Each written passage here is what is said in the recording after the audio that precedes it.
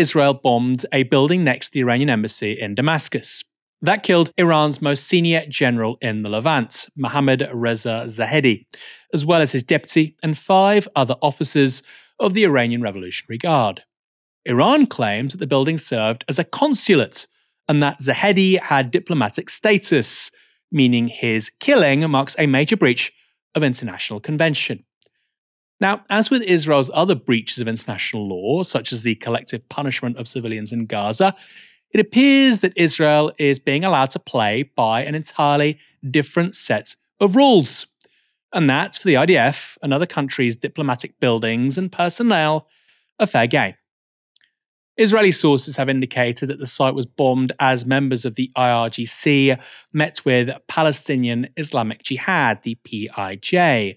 Whether that's true or not, if the building is recognized as a diplomatic site, such a gathering would be protected under international conventions. Elsewhere today on this subject, we also saw Israeli government spokesman David Mensa. Ideological to practical. Iran is seeking the destruction of the state of Israel. Iran is not only our enemy, Iran is the enemy of the US, UK, France, Germany, and all free nations. So we have to win. There is no substitute for victory.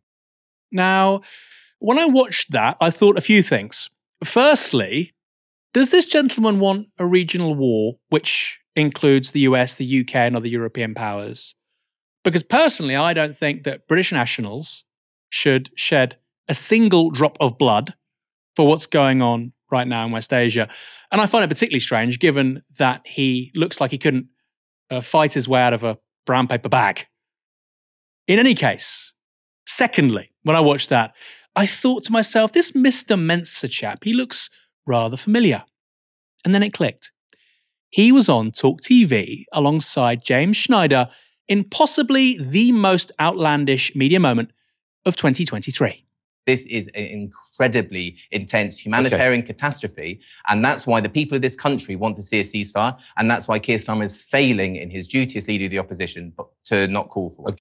James is, of course, a pound-shot academic who underwrote, who sustained, who was the right-hand man of Jeremy Corbyn. Jeremy Corbyn, who certainly failed in his role as being leader of the Labour Party, giving the Labour Party its worst possible election result since the 1930s. But of course, he also pushed me and my family out of the Labour Party, where I was a member for the last 20 years or so. And he pushed me and my family over to live in Israel. That's what anti-Semitism does in the UK. And James endorsed it. James, of course, is not the most trustworthy of people, because he was, of course, before being vaguely associated with the Labour Party, leading Momentum. But of course, before that, he was president of the Lib Dem Society. And of course, he's been writing for the Conservative Home newspaper. So James is a tin pot student politician that really should stay in the student union. This is about big boy politics here. Okay, well, this is about real lives. All right, David. I hear you. There's a lot in there. We learned a lot about James's CV as well here. Didn't know about the Conservative Home bit. But well, it's not true. The pound shop academic stuff. I mean, you're not really the man to be talking about this. Is David's point?